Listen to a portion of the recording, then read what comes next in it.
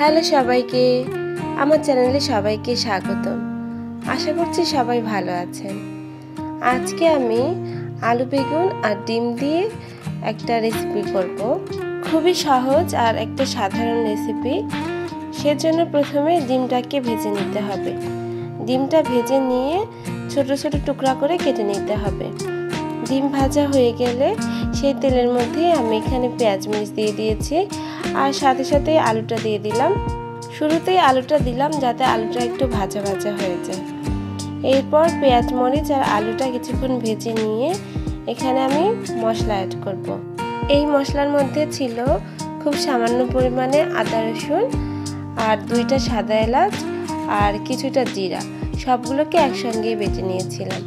তারপর এখানে দিয়েছি আমি কিছুটা লবণ, হলুদ আর একটু মরিচের গুঁড়া আর রাঁধুনির একটা মিক্সড মশলা।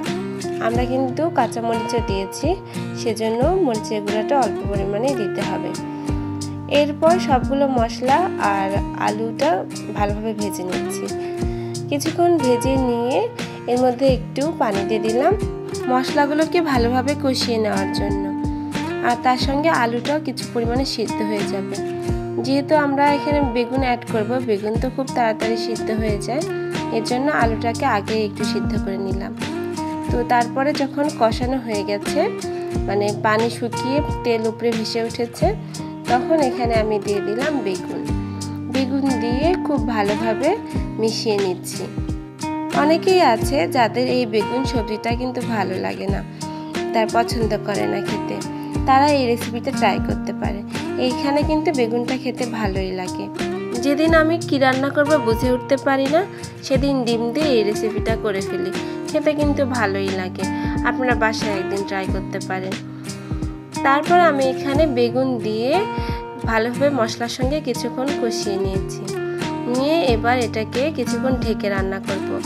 ও হ্যাঁ, এর মধ্যে আমি কিন্তু সামান্য পরিমাণে পানিও অ্যাড করেছি, যেটা অবশ্য ক্যাপচার করা হয় না। এইবার কিন্তু বেগুন আলু দুইটাই প্রায় সিদ্ধ হয়ে গেছে আর মশলাগুলো খুব ভালোভাবে দুইটা সবজির মধ্যে ঢুকে গেছে। এখন আমি এখানে ফাইনাল পানি অ্যাড করব।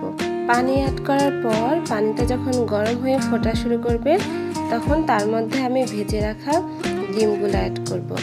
ডিম কিন্তু এখানে খুব ছোট ছোট টুকরা করে দিলেই খেতে ভালো লাগে, তাহলে খুব ভালোভাবে ডিমের মধ্যে মশলাগুলো ঢুকে যায়। এরপর ডিম অ্যাড করে আমি এটাকে আবার 7-8 মিনিটের জন্য ঢেকে রান্না করব। তাহলে কিন্তু আমাদের রান্না শেষ হয়ে যাবে।